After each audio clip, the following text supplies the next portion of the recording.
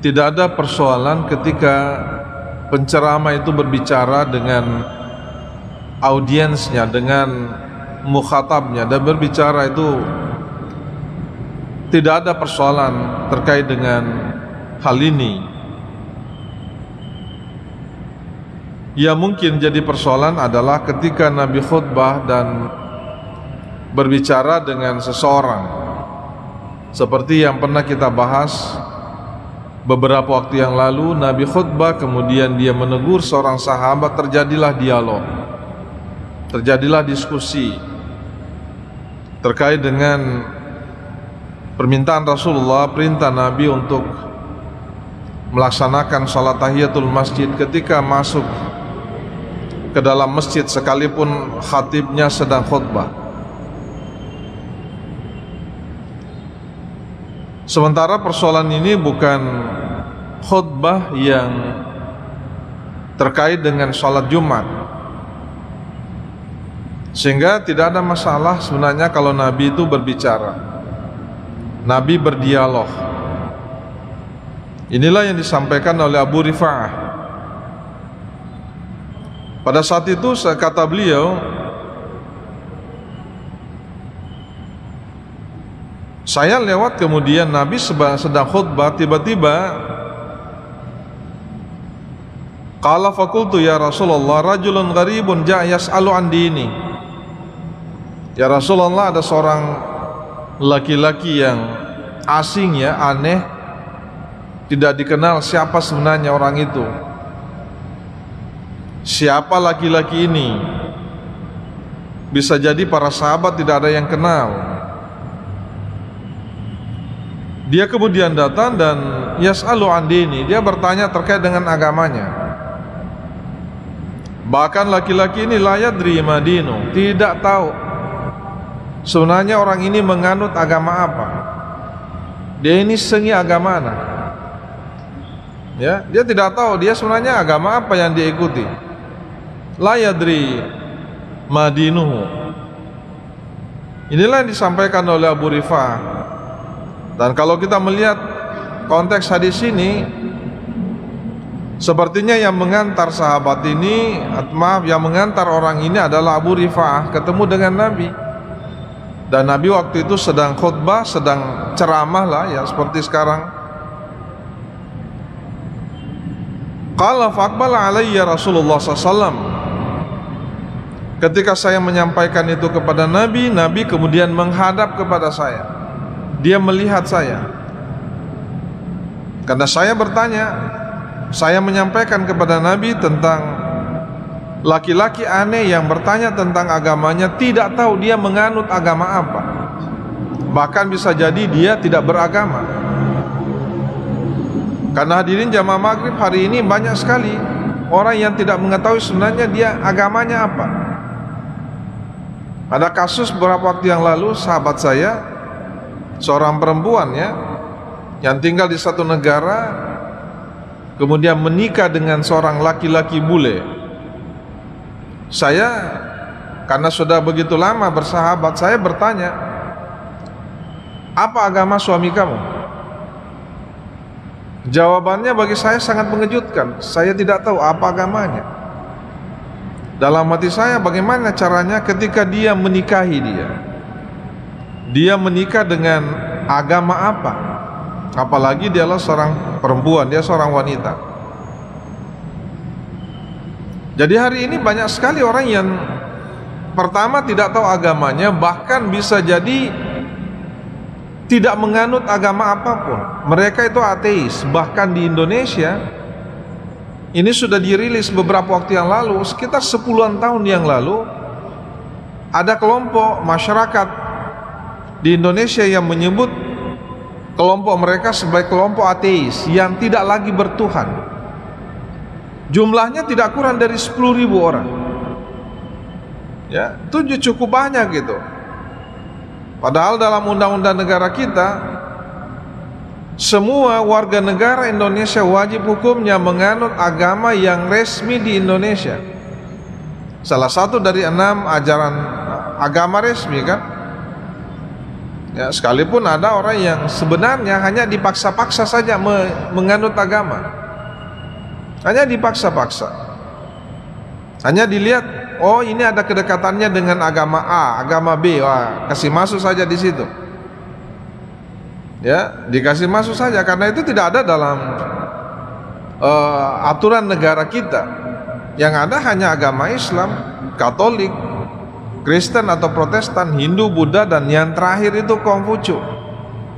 Jadi Konghucu itu ya sudah dianggap resmi di negara kita.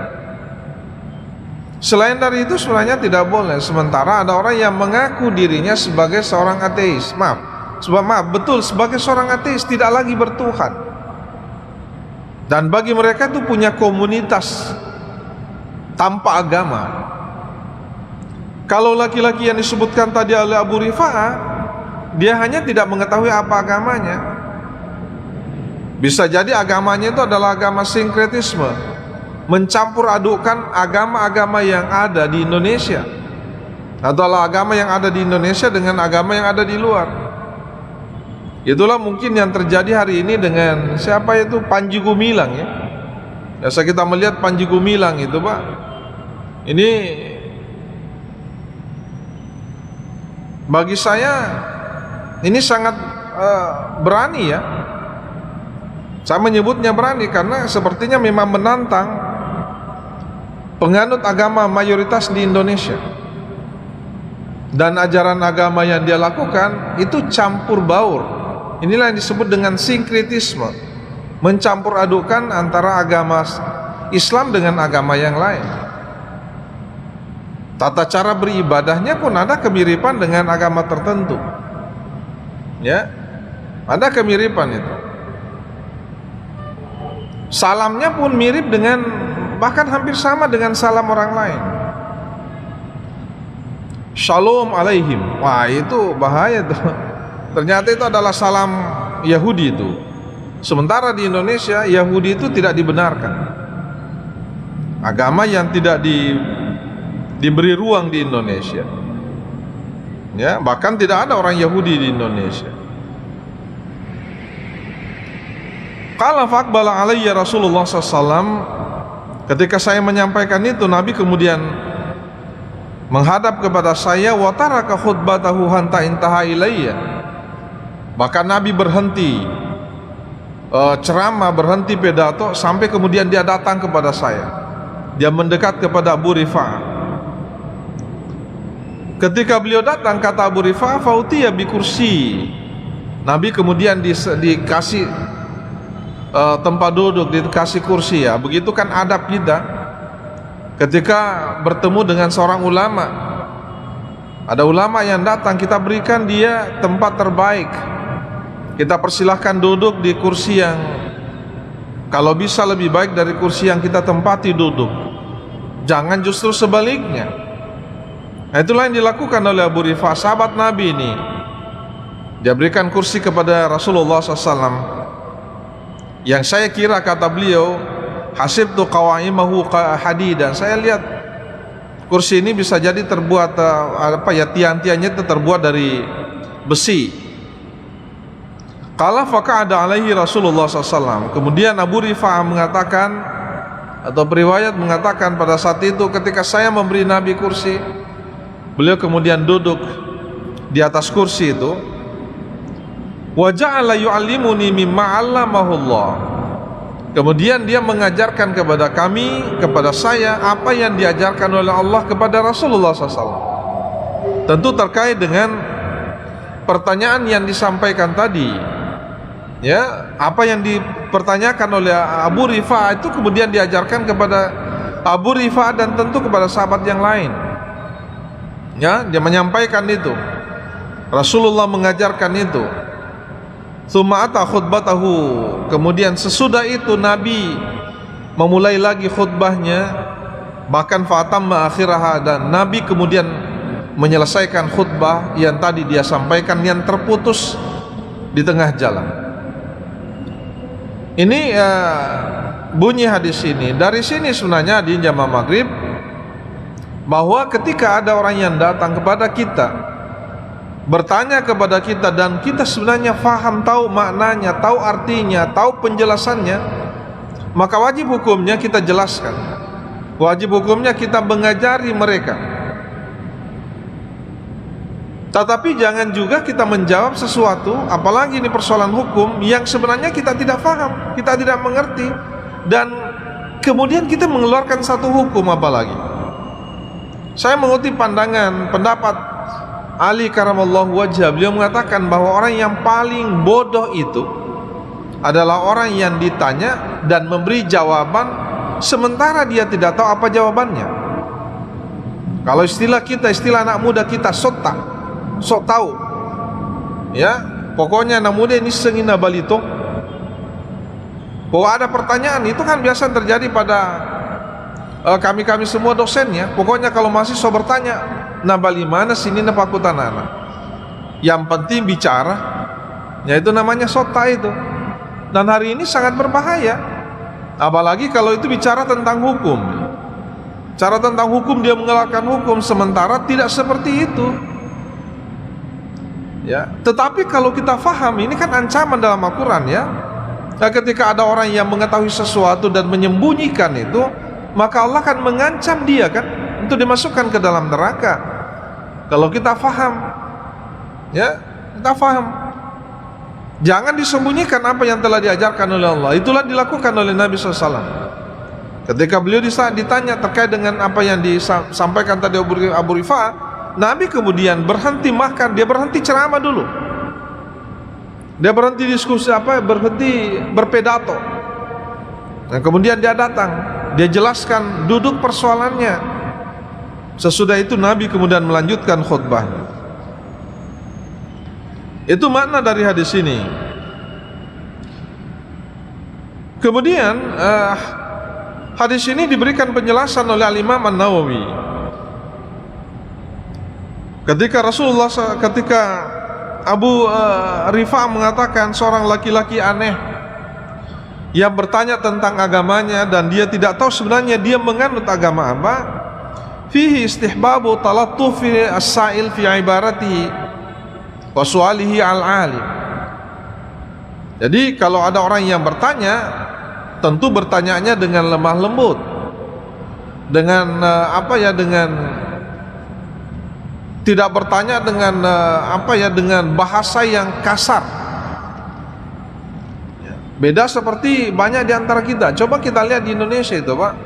Selalu kita disuguhkan dengan pertanyaan-pertanyaan yang bisa jadi dia faham, dia tahu apa jawabannya, tapi dia bertanya pertama untuk mengetes. Lomi nuji tahu kayaknya dia tahu. Karena orang yang bertanya itu bisa jadi ada 3 kemungkinan. Dia tahu jawabannya tapi dia ingin mencocokkan, atau memang dia sama sekali tidak tahu, atau dia hanya ingin menguji saja. Kita berada yang mana sebenarnya di antara 3 itu ketika kita bertanya? Tentu yang baik itu adalah 2 di antara 3 itu, apakah kita tahu dan hanya ingin mencocokkan apa yang kita faham, atau memang betul-betul kita tidak tahu. Nah, apalagi ketika kita bertanya, tentu pertanyaan kita itu sebaiknya itu dengan lemah lembut. Itu yang disampaikan oleh Al-Quran kan. Ketika ada yang bertanya, tak berdakwah kita apapun itu sampaikan dengan lemah lembut. Termasuk bahkan ketika kita berdiskusi. Ya, itu menyampaikannya ketika kita bertanya kepada seorang alim, pada orang yang lebih faham. Fas'alu ahla dzikr in kuntum la ta'lamun. Kalau ada sesuatu yang kita tidak faham, maka tentu sebaiknya kita bertanya kepada orang yang lebih faham, orang alim. Ya, tentu kita faham kalau persoalan ini yang ahli di bidang ini adalah kiai ini, Andre Guruta ini yang faham ini. Ya, jangan bertanya kepada Andre Guruta yang sota, ya, yang so tahu semuanya sepertinya dia faham. Ya. Yang kedua, wa fihi tawadu'un Nabi sallallahu wa rifquhu bil muslimin wa syafaqatuhu alaihim. Dalam hadis ini juga itu bisa dilihat bagaimana sikap tawadu Rasulullah SAW, bagaimana kecintaan Nabi kepada umat Islam, kepada kita semua, Coba Nabi sedang pidato, ditanya, dia berhenti dulu. Dia tidak cuek saja. Anda bertanya, apalagi bertanya tentang orang aneh yang tidak tahu agamanya, tidak usah saya jawab itu. Nabi bahkan berhenti dan mendatangi sahabat Abu Rifa'ah. Ini sikap yang sangat tawadhu. Dan sikap tawadhu itu harusnya kan dimiliki oleh seorang alim, oleh seorang ulama. Bahkan ini dicontohkan oleh Rasulullah. Dia datangi siapa? Datangi Abu Rifa'ah menjelaskan. Ini sikap yang, akhlak yang begitu luar biasa. Sementara di tengah masyarakat kita, banyak di antara ulama kita yang sudah kehilangan arah akhlaknya. Wah, dia hebat sebenarnya, luar biasa bagusnya, tetapi kemudian akhlaknya yang tidak baik. Sementara kita faham salah satu dari ajaran pokok agama itu adalah akhlak. Jangan kita kira bahwa akhlak itu tidak sama dengan akidah dan syariah. Ya sama saja. Itu bagian agama yang tidak bisa dipisahkan. Sama dengan akidah, sama dengan akhlak. Maaf, sama dengan syariah. Ketika akhlak seseorang itu bobrok, maka kemudian ibadahnya juga tidak akan menjadi baik. Nah, Nabi memperlihatkan ini bagaimana rasa tawadu, sikap tawadu yang diperlihatkan oleh Nabi. Seorang pimpinan tertinggi ya, pimpinan tertinggi di Madinah waktu itu, kemudian dia datangi sahabat. Jangan mentang-mentang kita seorang, apalagi seorang pejabat, ini yang bertanya siapa ini, atau ulama besar, saya tidak mau bati-bati itu. Nabi memperlihatkan itu. Dan tentu ini juga bukti kecintaan Rasulullah kepada sahabatnya, kepada kita semua. Kalau ada sesuatu yang kita tidak faham dan tidak dijelaskan dan itu bisa membahayakan agamanya, maka seorang alim ulama itu wajib hukumnya untuk menjelaskan. Nah, itulah yang kemudian disampaikan oleh Nabi sebagai bukti rasa cinta kasih Rasulullah kepada kita semua. Ya. Nah. Kemudian wa fil mubadar ila jawabil mustafti wa taqdimi ahamil umur fahamuha. Di sini juga kita bisa melihat ketika Nabi melakukan sesuatu sementara ada hal yang lebih penting dan dia anggap, Rasulullah menganggap pertanyaan ini sangat penting, ini apa yang disampaikan oleh Abu Rifa'ah ini sangat penting untuk dia jawab, maka kemudian dia tinggalkan yang lain, dia jawab dulu ini ya. Karena kalau kita menghadapi dua persoalan yang bersamaan umpamanya, maka tentu harus kita memilih ya, yang mana lebih utama, yang mana lebih penting. Kita mendahulukan yang lebih penting daripada yang penting ya, seperti halnya mendahulukan yang wajib daripada yang sunnah. Nah, inilah yang dilakukan oleh Nabi. Kan banyak sekali peristiwa ya yang terjadi pada diri Rasulullah SAW. Beliau kemudian bahkan meninggalkan ibadahnya sekalipun itu bahasa ibadah sunnah ya, demi menghadapi kaum kafir ya, orang-orang kafir yang tidak beriman, karena dia mau bertanya tentang Islam.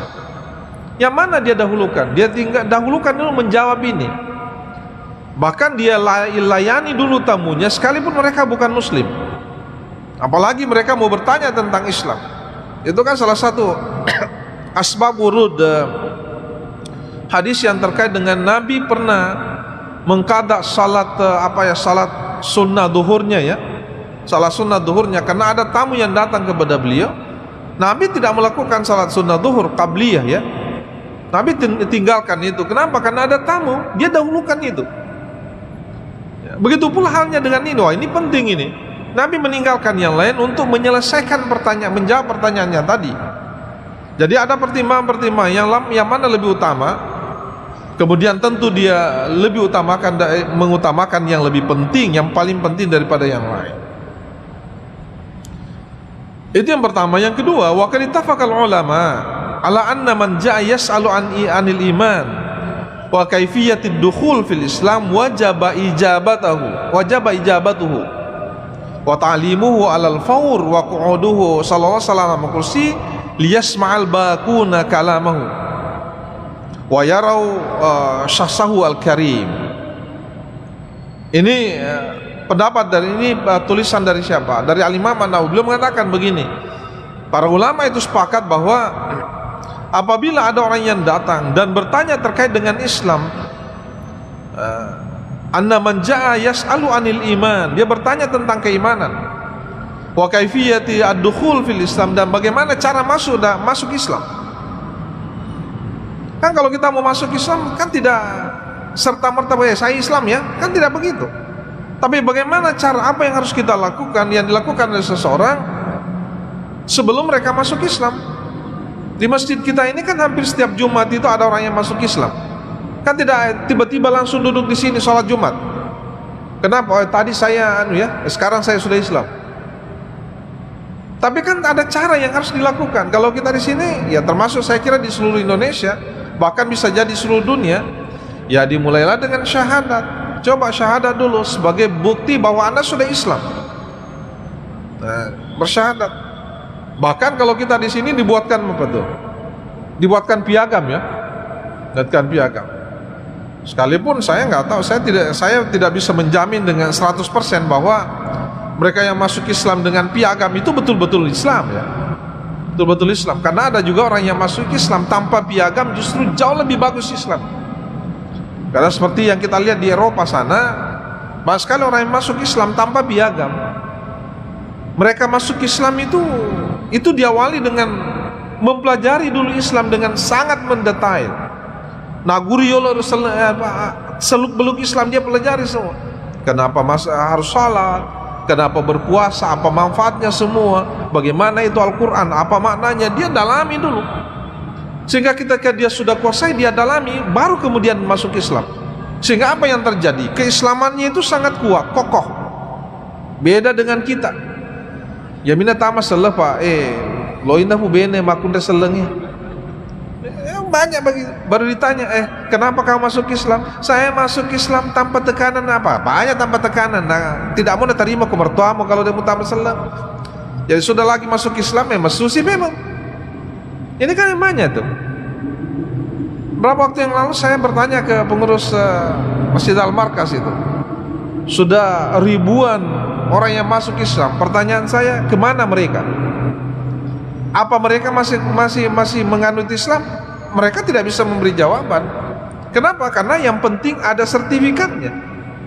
Pada seorang mu'alaf sebagai ajaran agama, ya harus mereka senantiasa dijaga itu keislamannya dengan berbagai cara. Ya, salah satu diantaranya kalau dalam agama kita ya, kalau ada zakat ya berikan zakat, sekalipun mereka kaya kan? Ya, mereka kaya karena itu bentuk bentuk perhatian pada mereka yang baru saja menurut Islam. Jadi kalau ada yang bertanya terkait dengan kewajiban itu, maka wajib ijabatuhu wa ta'limu, wajib hukumnya untuk dijawab. Bahkan mengajarkan mereka alal fauz secara langsung.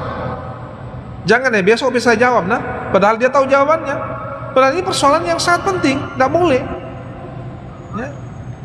Ustaz, apa hukumnya salat sunat? Baca pi Pak Guru kok. Kasih baca dia sih gak kesangadi pi. Bagaimana caranya orang mau belajar dengan baik? Gitu. Kemudian waquduhu sallallahu alaihi wasallam kursil yasma'al baqun. Kenapa Nabi kemudian duduk di atas kursi? Umpamanya seperti sekarang ini, kan bisa jadi saya duduk di bawah. Tapi kenapa umpamanya di atas? Bukan berarti bahwa bahwa yang ceramah itu lebih pintar ataupun lebih derajatnya lebih tinggi, bukan karena itu. Kalau melihat penjelasan para ulama itu supaya yang lain itu radius yang mendengarkannya lebih luas, ya kan? Radius mendengar. Makanya kalau ketika orang khutbah ini kan kita mewarisi sebenarnya. Khutbah kenapa itu lebih tinggi tempatnya? Supaya lebih banyak orang yang dengarkan. Apalagi pada masa lalu belum ada yang namanya pembesar suara. Ya, wa yarashul karim. Apalagi untuk menyambut tuh itu cara meditasi. Kan ada juga tidak mau mendengarkan itu pencerahan. Pokoknya makatobe nang kisah tosi matiin mengoro lagi. Ya, mengoro lopo. Lalu ini apa ya?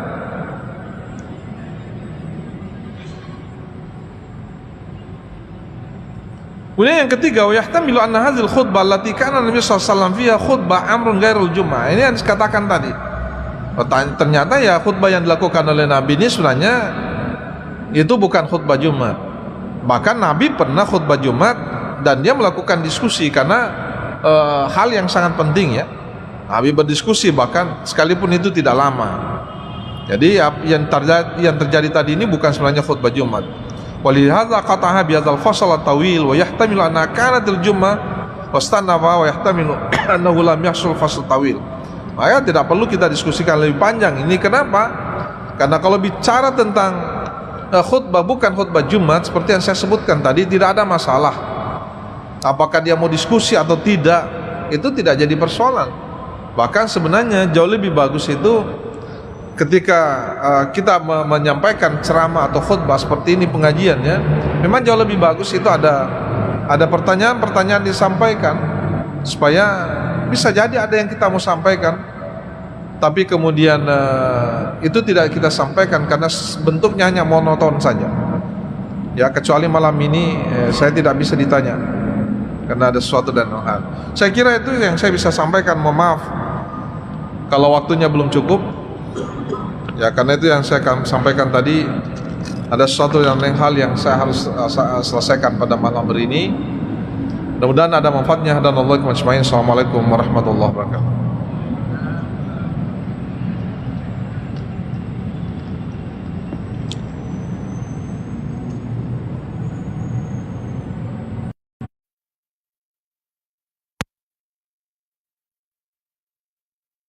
Assalamualaikum warahmatullahi wabarakatuh.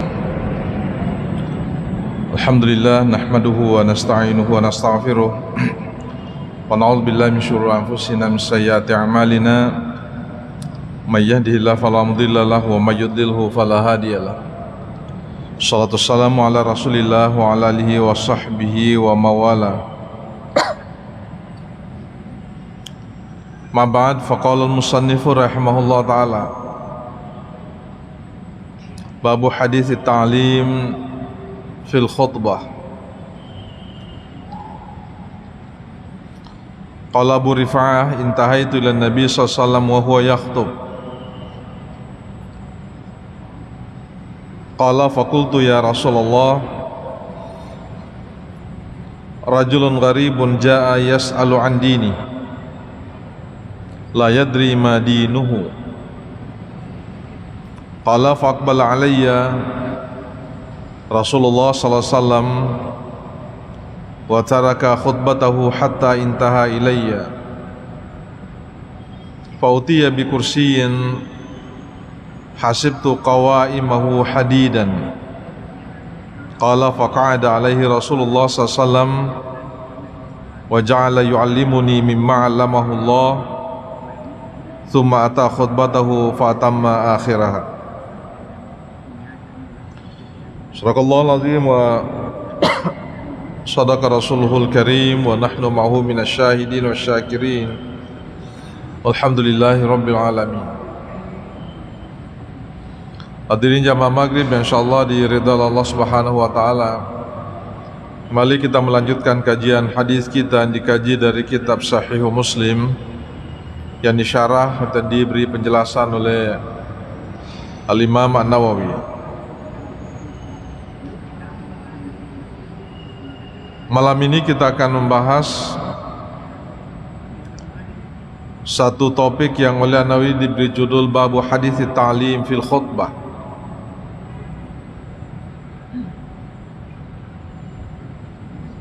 Ada satu riwayat terkait dengan persoalan ini, yaitu hadis yang bersumber dari seorang sahabat yang bernama Abu Rifa'ah.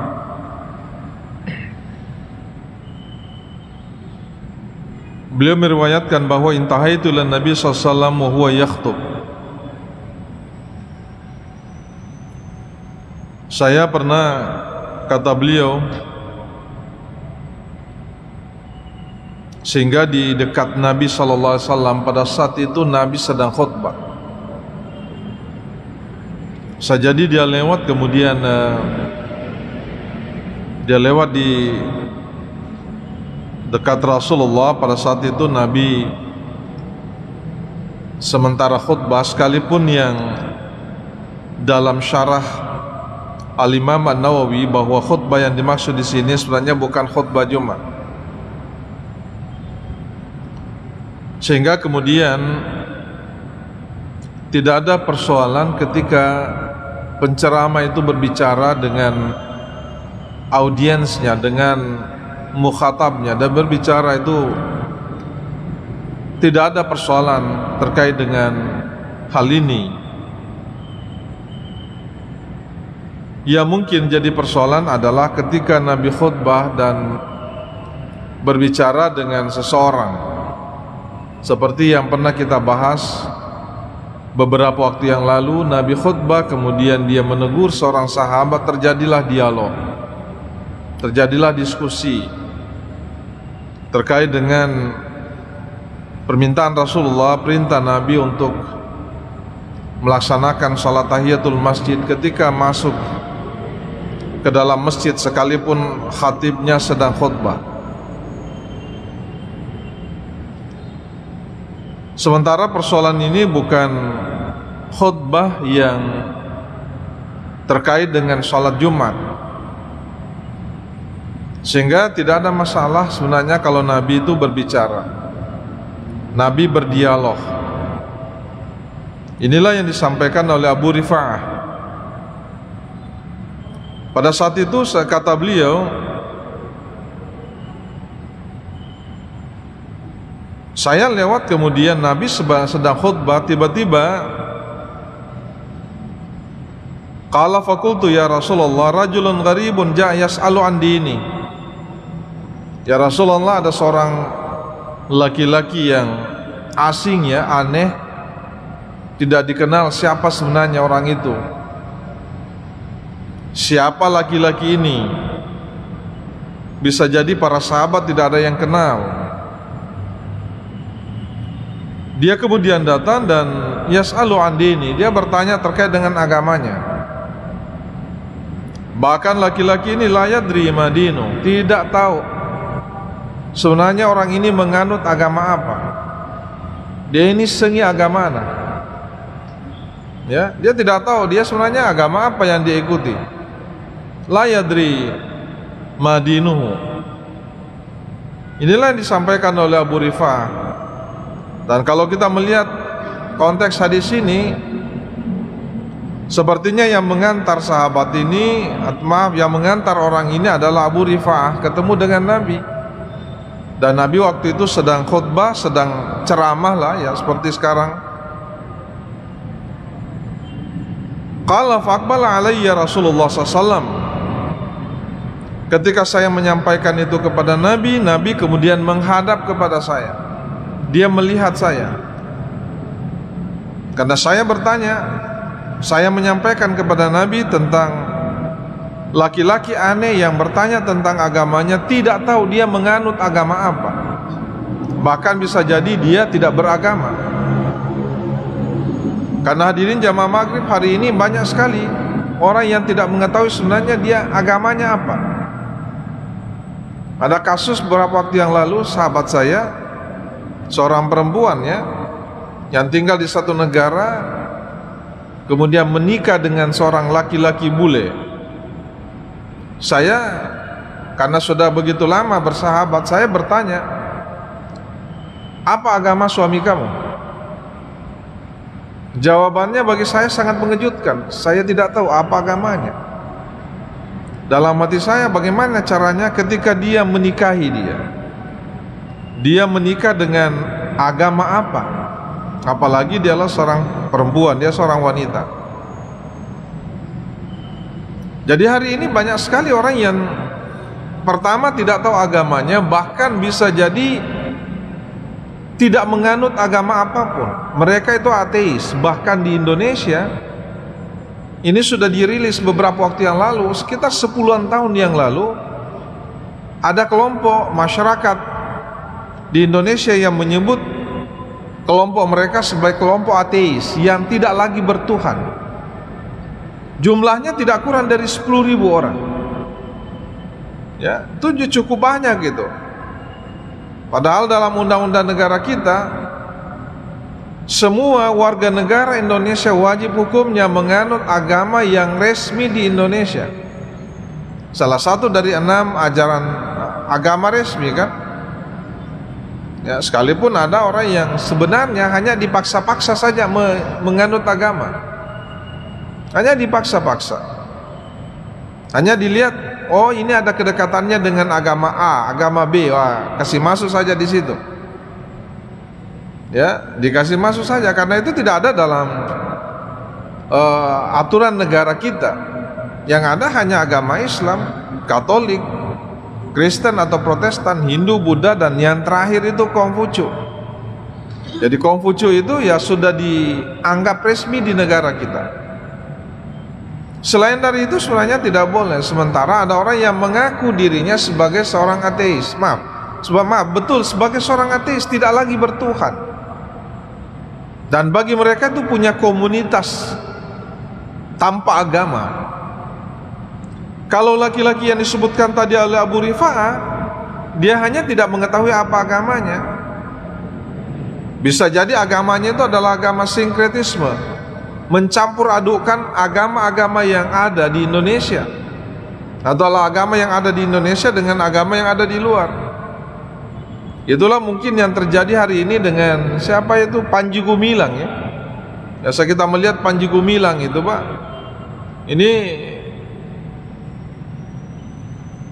bagi saya ini sangat berani ya. Saya menyebutnya berani karena sepertinya memang menantang penganut agama mayoritas di Indonesia. Dan ajaran agama yang dia lakukan itu campur baur. Inilah yang disebut dengan sinkretisme, mencampur adukan antara agama Islam dengan agama yang lain. Tata cara beribadahnya pun ada kemiripan dengan agama tertentu. Ya, ada kemiripan itu. Salamnya pun mirip dengan, bahkan hampir sama dengan salam orang lain. Shalom alaihim. Wah, itu bahaya tuh. Ternyata itu adalah salam Yahudi itu. Sementara di Indonesia Yahudi itu tidak dibenarkan. Agama yang tidak diberi ruang di Indonesia. Ya, bahkan tidak ada orang Yahudi di Indonesia.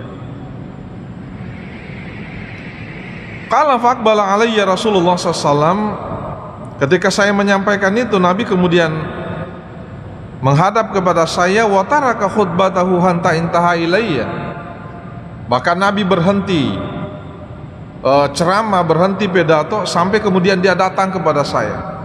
Dia mendekat kepada Abu Rifa'ah. Ketika beliau datang, kata Abu Rifa'ah, fautiya bi kursi. Nabi kemudian dikasih tempat duduk, dikasih kursi ya. Begitu kan adab kita ketika bertemu dengan seorang ulama. Ada ulama yang datang, kita berikan dia tempat terbaik. Kita persilahkan duduk di kursi yang kalau bisa lebih baik dari kursi yang kita tempati duduk.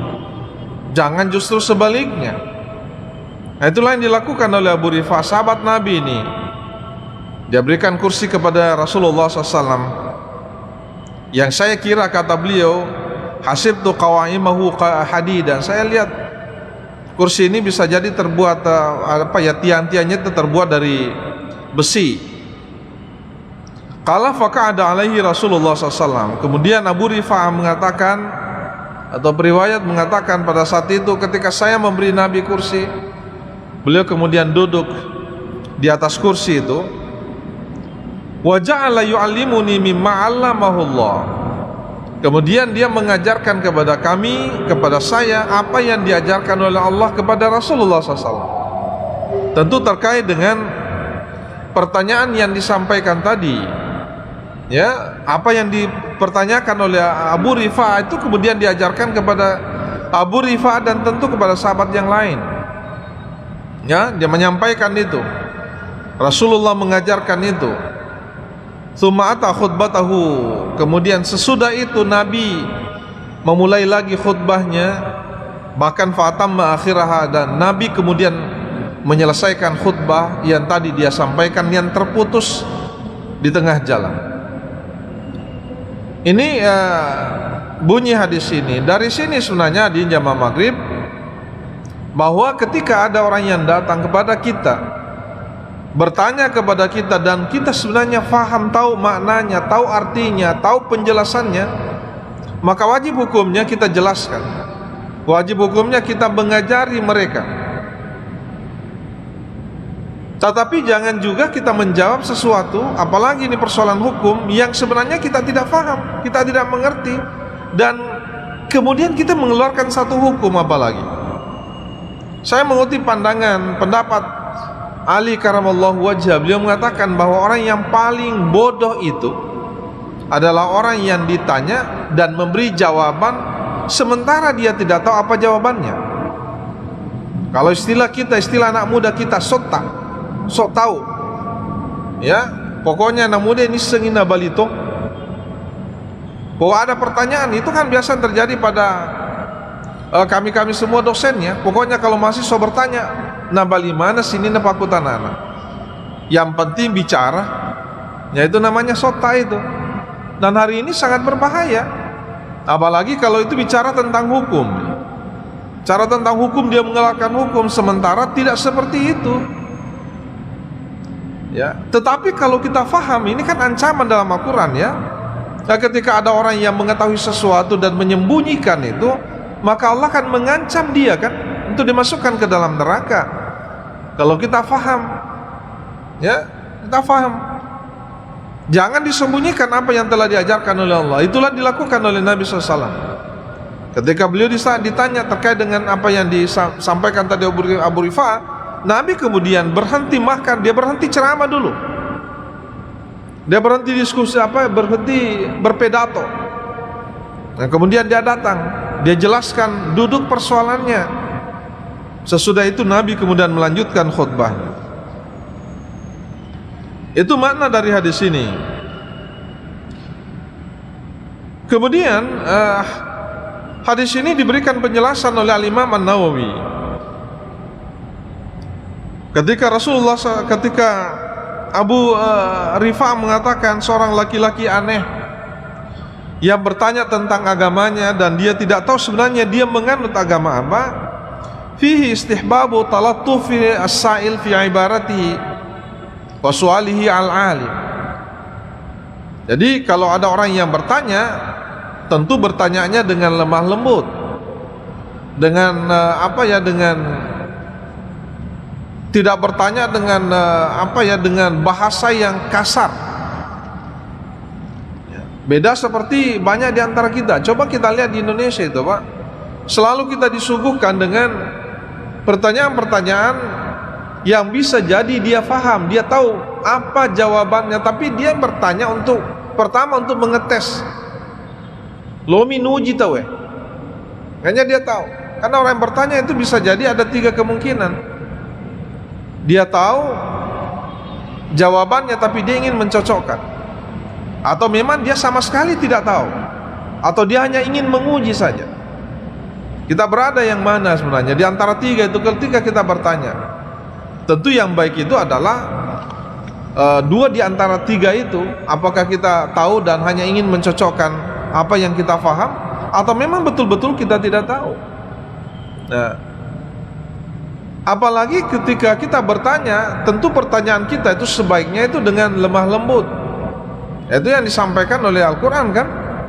Ketika ada yang bertanya, tak berdakwah kita apapun itu sampaikan dengan lemah lembut. Termasuk bahkan ketika kita berdiskusi, ya, itu menyampaikannya ketika kita bertanya kepada seorang alim, pada orang yang lebih faham.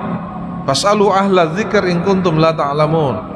Kalau ada sesuatu yang kita tidak faham, maka tentu sebaiknya kita bertanya kepada orang yang lebih faham, orang alim.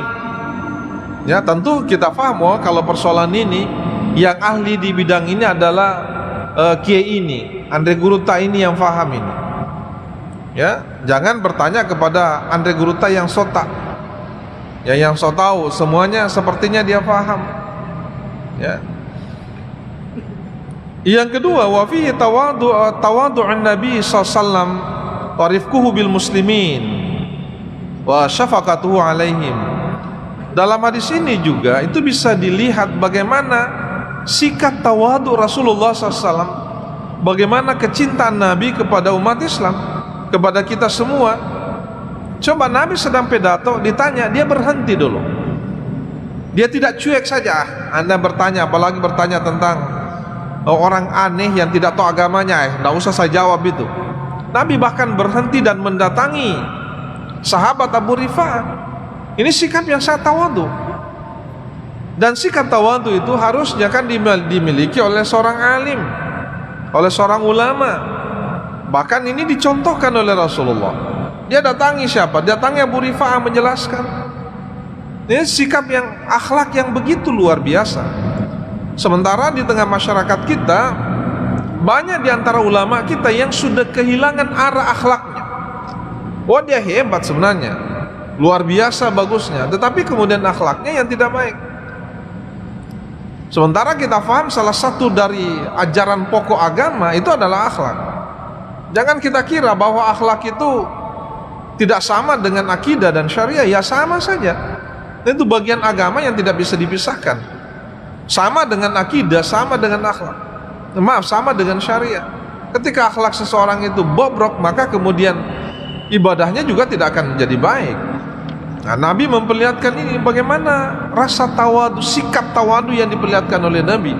Seorang pimpinan tertinggi ya, pimpinan tertinggi di Madinah waktu itu, kemudian dia datangi sahabat.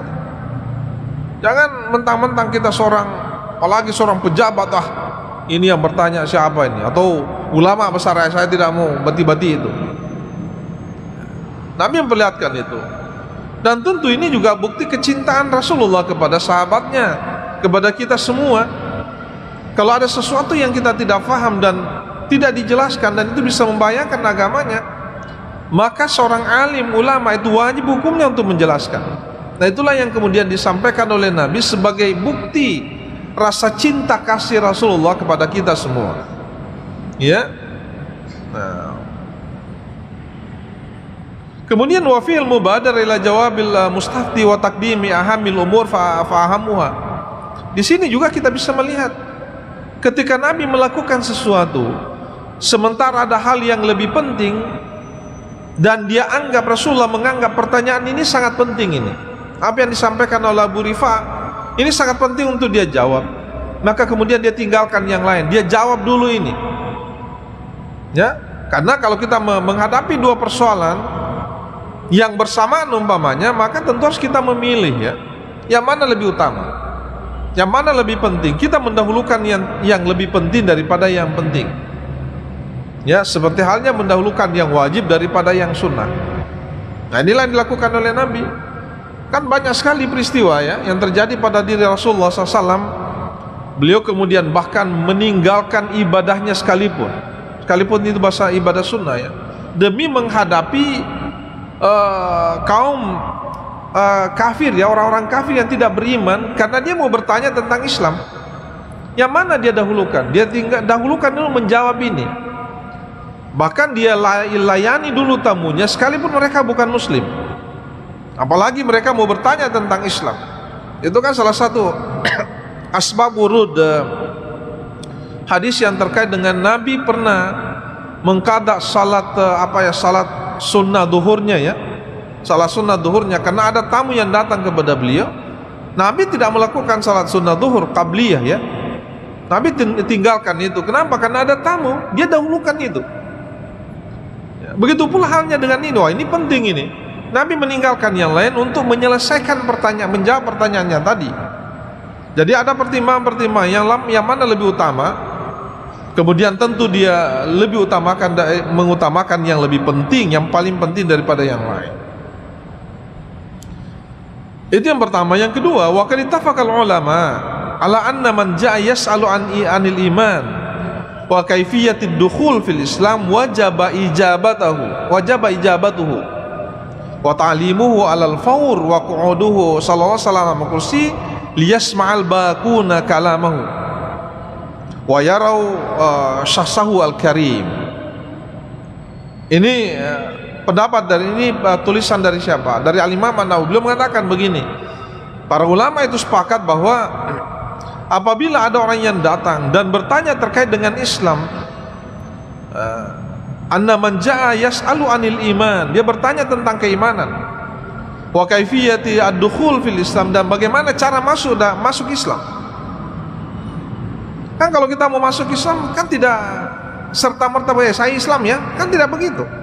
Tapi bagaimana cara, apa yang harus kita lakukan, yang dilakukan oleh seseorang sebelum mereka masuk Islam? Di masjid kita ini kan hampir setiap Jumat itu ada orang yang masuk Islam. Kan tidak tiba-tiba langsung duduk di sini sholat Jumat. Kenapa? Oh, tadi saya sekarang saya sudah Islam. Tapi kan ada cara yang harus dilakukan. Kalau kita di sini, ya termasuk saya kira di seluruh Indonesia, bahkan bisa jadi seluruh dunia, ya dimulailah dengan syahadat. Coba syahadat dulu sebagai bukti bahwa Anda sudah Islam.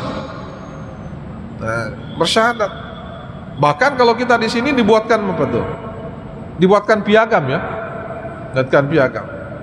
Sekalipun saya nggak tahu, saya tidak bisa menjamin dengan 100% bahwa mereka yang masuk Islam dengan piagam itu betul-betul Islam ya. Betul-betul Islam. Karena ada juga orang yang masuk Islam tanpa piagam justru jauh lebih bagus Islam. Karena seperti yang kita lihat di Eropa sana, banyak sekali orang yang masuk Islam tanpa piagam. Mereka masuk Islam itu diawali dengan mempelajari dulu Islam dengan sangat mendetail. Naguri seluk beluk Islam dia pelajari semua. Kenapa harus salat, kenapa berpuasa, apa manfaatnya semua, bagaimana itu Al-Quran, apa maknanya, dia dalami dulu. Sehingga ketika dia sudah kuasai, dia dalami, baru kemudian masuk Islam. Sehingga apa yang terjadi? Keislamannya itu sangat kuat, kokoh. Beda dengan kita. Ya mina tama salah pak, lo indah pu bene makunda selengi. Banyak baru ditanya, kenapa kamu masuk Islam? Saya masuk Islam tanpa tekanan apa? Banyak tanpa tekanan. Nah, tidak mau terima ke mertuamu kalau dia mau tambah selang. Jadi sudah lagi masuk Islam, susi memang. Ini kan emangnya tuh. Berapa waktu yang lalu saya bertanya ke pengurus Masjid Al-Markas itu. Sudah ribuan orang yang masuk Islam. Pertanyaan saya, kemana mereka? Apa mereka masih menganut Islam? Mereka tidak bisa memberi jawaban. Kenapa? Karena yang penting ada sertifikatnya. Pada seorang mu'alaf sebagai ajaran agama, ya harus mereka senantiasa dijaga itu keislamannya dengan berbagai cara. Salah satu diantaranya kalau dalam agama kita ya, kalau ada zakat ya berikan zakat, sekalipun mereka kaya kan, ya mereka kaya karena itu bentuk bentuk perhatian pada mereka yang baru saja menurut Islam. Jadi kalau ada yang bertanya terkait dengan kewajiban itu, maka wajib ijabatuhu wa ta'limu, wajib hukumnya untuk dijawab, bahkan mengajarkan mereka halal fawz secara langsung. Jangan besok bisa jawab padahal dia tahu jawabannya. Padahal ini persoalan yang sangat penting, tidak boleh ya. Ustaz, apa hukumnya salat sunat? Baca pi pak guru kok. Kasih baca dia sih gak kesangadi pi. Bagaimana caranya orang mau belajar dengan baik? Gitu. Kemudian waquduhu sallallahu alaihi wasallam kursil yasma'al baqun. Kenapa Nabi kemudian duduk di atas kursi? Umpamanya seperti sekarang ini, kan bisa jadi saya duduk di bawah, tapi kenapa umpamanya di atas? Bukan berarti bahwa bahwa yang ceramah itu lebih pintar ataupun lebih derajatnya lebih tinggi, bukan karena itu. Kalau melihat penjelasan para ulama itu supaya yang lain itu radius yang mendengarkannya lebih luas, ya kan? Radius mendengar. Makanya kalau ketika orang khutbah ini kan kita mewarisi sebenarnya. Khutbah kenapa itu lebih tinggi tempatnya? Supaya lebih banyak orang yang dengarkan. Apalagi pada masa lalu belum ada yang namanya pembesar suara. Ya, wa yarashul karim, apalagi untuk menyambut tuh di itu acara meditasi. Kan ada juga tidak mau mendengarkan itu penceramah. Pokoknya makatobe nangis satosi matiin mengoro lagi. Ya, mengoro lopo. Lalu ini apa ya?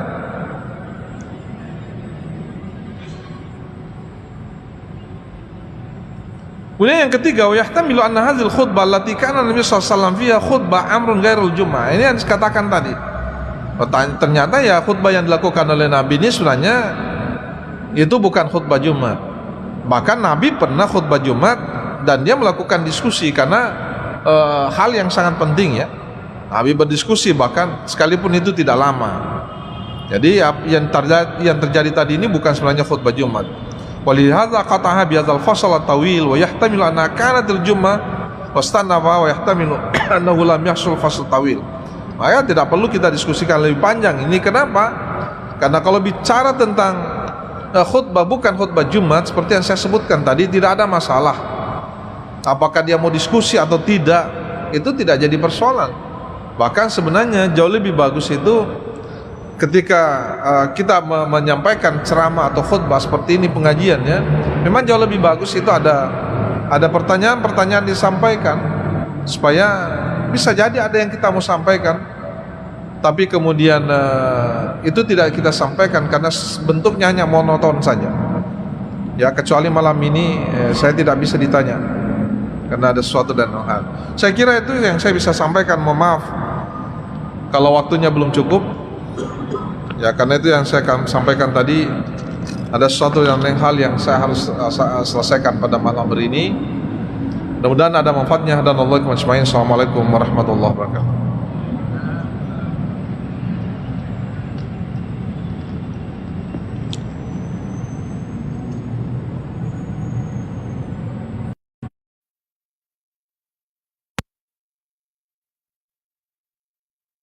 Assalamualaikum warahmatullahi wabarakatuh. Alhamdulillah nahmaduhu wa nasta'inuhu wa nastaghfiruh wa na'udzu billahi min syururi anfusina min sayyiati a'malina may yahdihillahu fala mudilla lahu wa may yudlilhu fala hadiyalah. Shalatu wassalamu ala Rasulillah wa ala alihi wa sahbihi wa mawala. Ma ba'd, faqala al-musannifu rahimahullah ta'ala babu hadis ta'lim fil khutbah. Qala Abu Rifa'ah intahaitu ila Nabi sallallahu alaihi wasallam wa huwa yakhutub. Qala faqultu ya Rasulullah, rajulun gharibun jaa yas'alu an dini la yadri ma dinuhu. Qala faqbala alayya Rasulullah sallallahu alaihi wasallam wa taraka khutbatahu hatta intaha ilayya fa utiya bi kursiyyin hasibtu qawaimahu hadidan. Qala faqa'ada alaihi Rasulullah sallallahu alaihi wasallam wa ja'ala yu'allimuni mimma 'allamahu Allah thumma ata khutbatahu fa atamma akhiraha. Sadaqallahul azim wa sadaqa rasuluhul karim wa nahnu ma'ahu minasyahidin wasyakirin walhamdulillahi rabbil alamin. Hadirin jamaah maghrib yang insyaallah diridha Allah subhanahu wa ta'ala, mari kita melanjutkan kajian hadis kita yang dikaji dari kitab Sahih Muslim yang disyarah dan diberi penjelasan oleh Al-Imam An-Nawawi. Malam ini kita akan membahas satu topik yang oleh Nawawi diberi judul babu hadis ta'lim fil khutbah.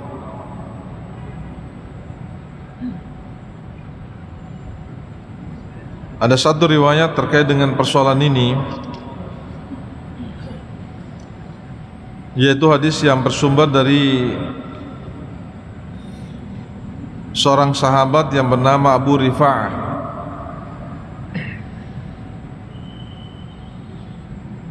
Beliau meriwayatkan bahwa intahaitu ila Nabi sallallahu alaihi wasallam wa huwa yakhutub.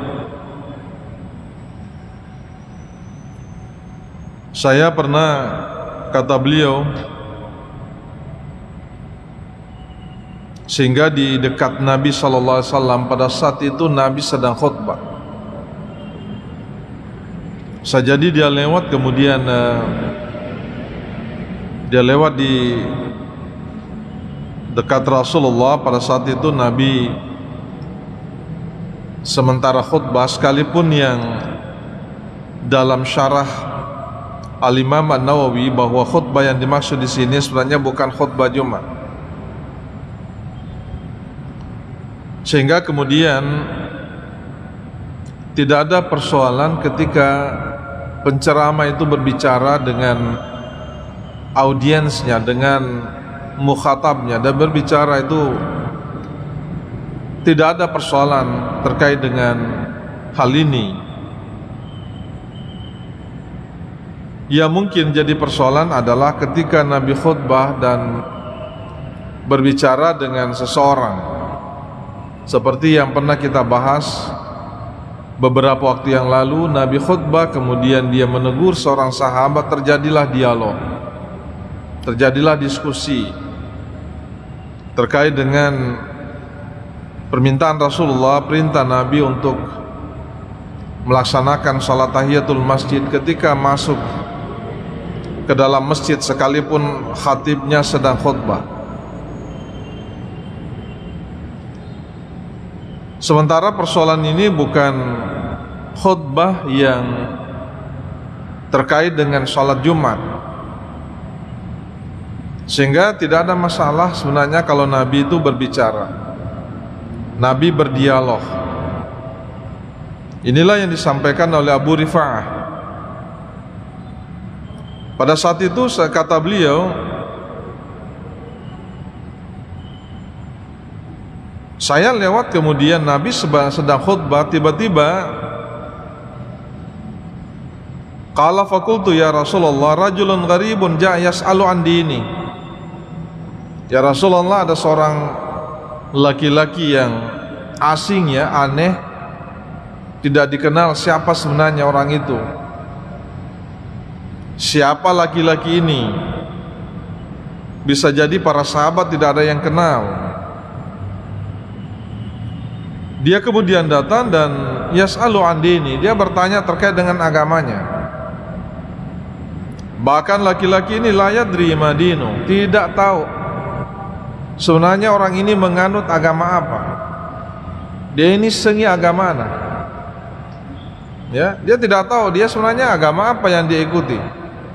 La yadri ma dinuhu.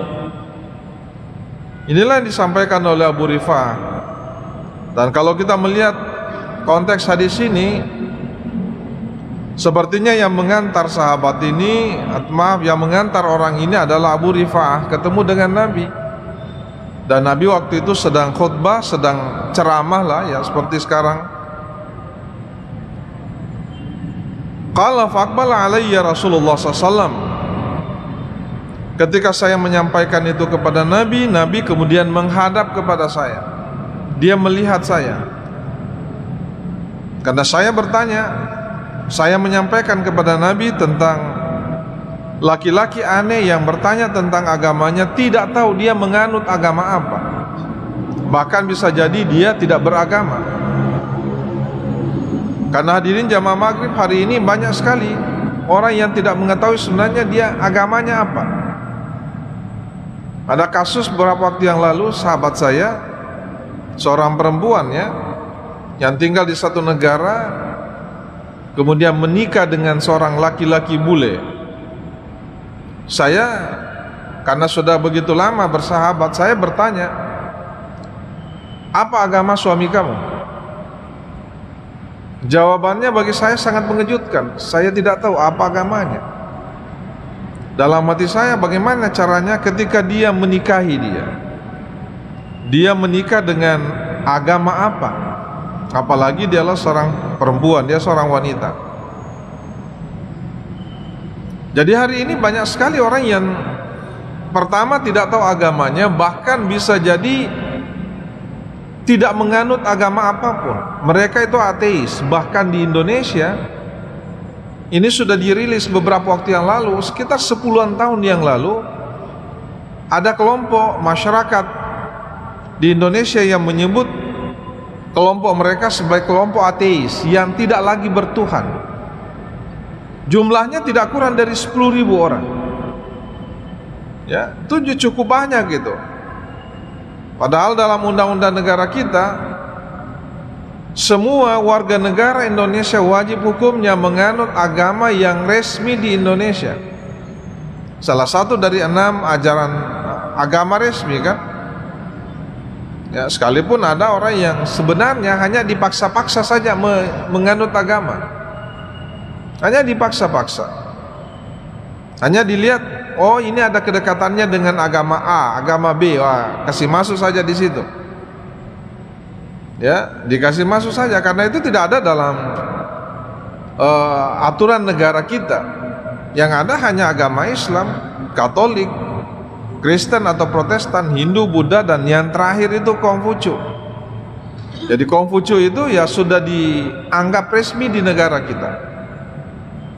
Selain dari itu sebenarnya tidak boleh. Sementara ada orang yang mengaku dirinya sebagai seorang ateis.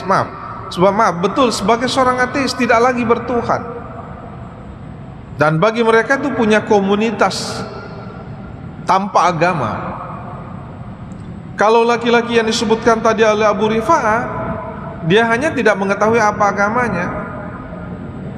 Bisa jadi agamanya itu adalah agama sinkretisme, mencampur adukkan agama-agama yang ada di Indonesia, atau agama yang ada di Indonesia dengan agama yang ada di luar. Itulah mungkin yang terjadi hari ini dengan siapa itu, Panji Gumilang ya. Biasa kita melihat Panji Gumilang itu, Pak. Ini bagi saya ini sangat berani ya. Saya menyebutnya berani karena sepertinya memang menantang penganut agama mayoritas di Indonesia. Dan ajaran agama yang dia lakukan itu campur baur. Inilah yang disebut dengan sinkretisme, mencampur adukan antara agama Islam dengan agama yang lain. Tata cara beribadahnya pun ada kemiripan dengan agama tertentu. Ya, ada kemiripan itu. Salamnya pun mirip dengan, bahkan hampir sama dengan salam orang lain. Shalom alaihim. Wah, itu bahaya tuh. Ternyata itu adalah salam Yahudi itu. Sementara di Indonesia Yahudi itu tidak dibenarkan. Agama yang tidak diberi ruang di Indonesia. Ya, bahkan tidak ada orang Yahudi di Indonesia. Qala faqbala alayya Rasulullah SAW. Ketika saya menyampaikan itu, Nabi kemudian menghadap kepada saya, wa taraka khutbatahu hatta intaha ilayya. Bahkan Nabi berhenti ceramah, berhenti pidato sampai kemudian dia datang kepada saya. Dia mendekat kepada Abu Rifa'ah. Ketika beliau datang, kata Abu Rifa'ah, fautiya bi kursi. Nabi kemudian dikasih tempat duduk, dikasih kursi ya. Begitu kan adab kita ketika bertemu dengan seorang ulama. Ada ulama yang datang, kita berikan dia tempat terbaik. Kita persilahkan duduk di kursi yang kalau bisa lebih baik dari kursi yang kita tempati duduk. Jangan justru sebaliknya. Nah, itulah yang dilakukan oleh Abu Rifa'ah, sahabat Nabi ini. Dia berikan kursi kepada Rasulullah SAW.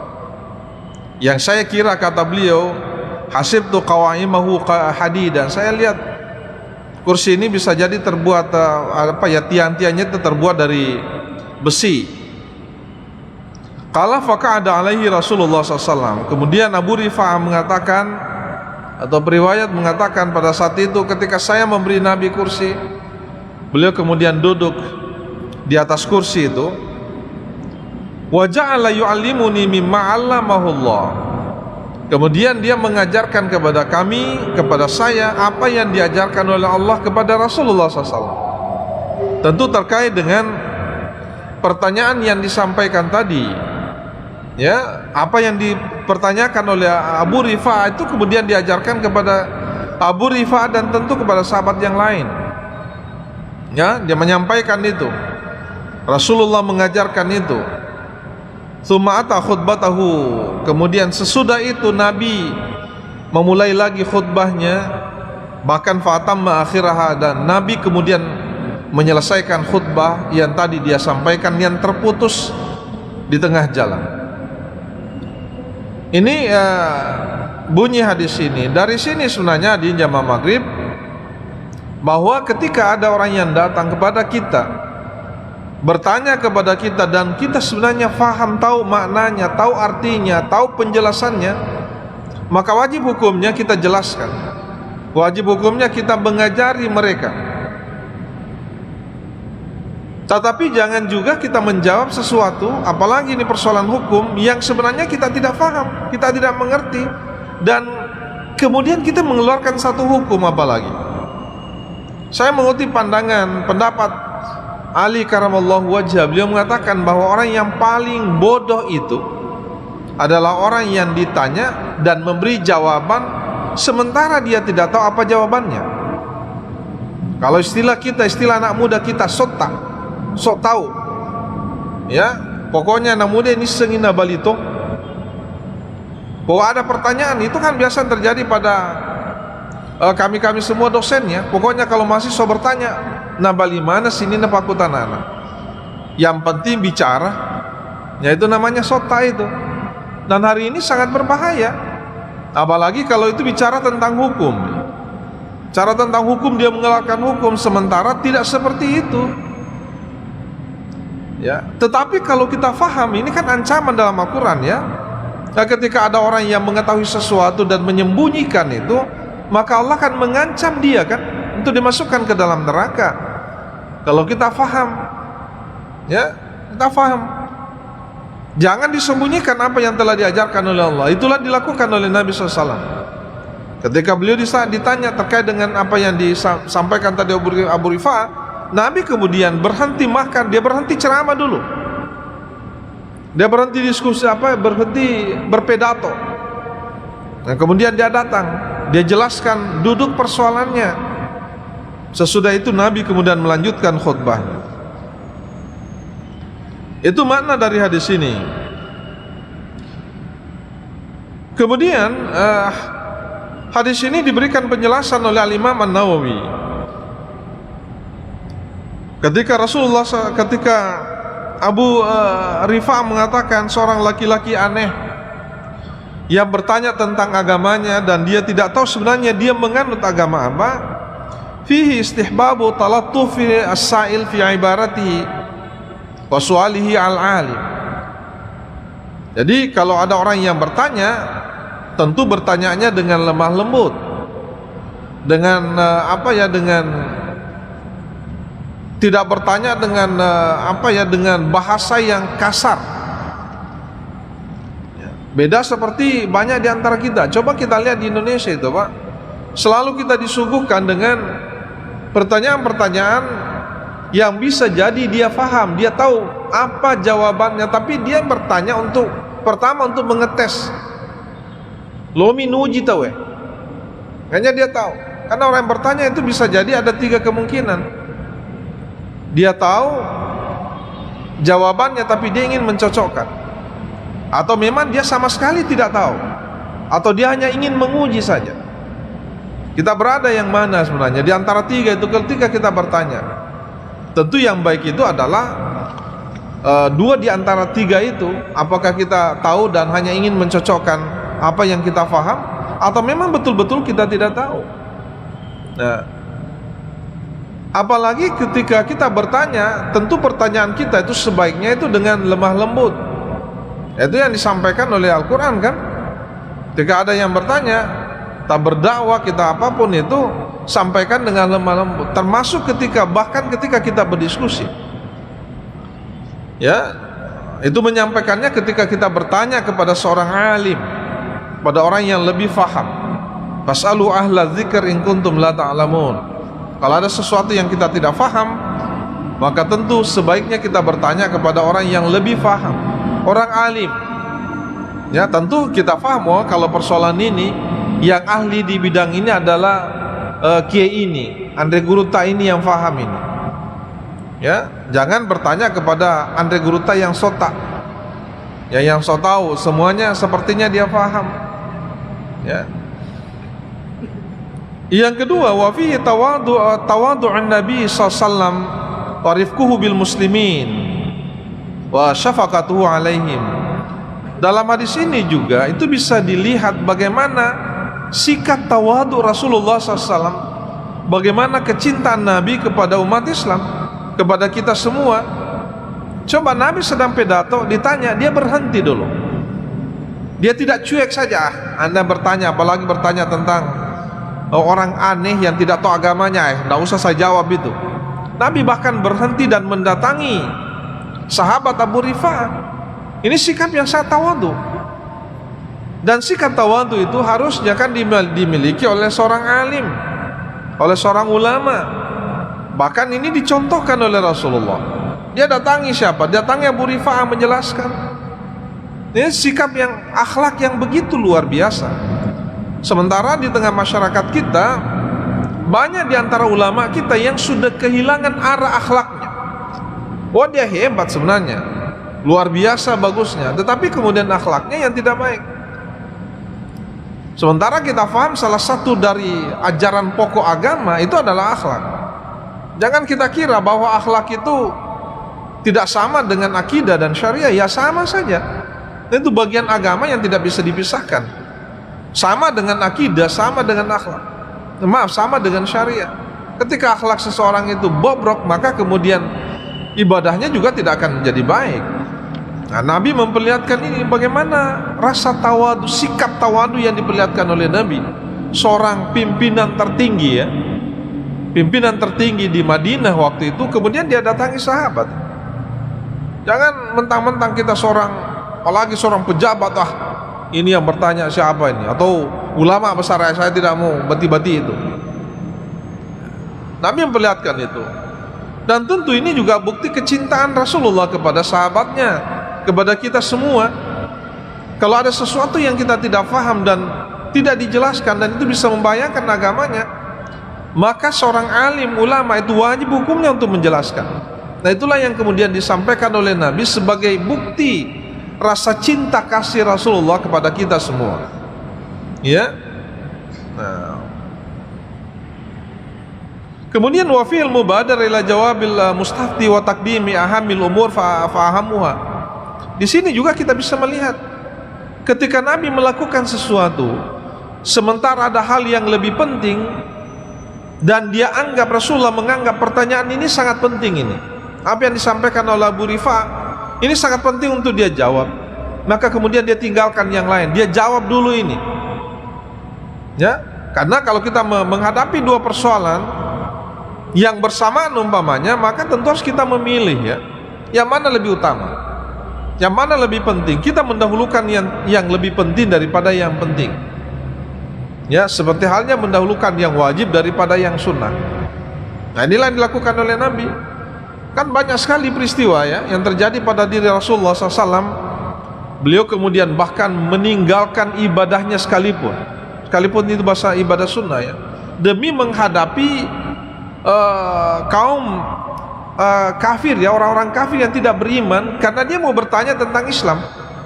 Yang mana dia dahulukan? Dia dahulukan dulu menjawab ini.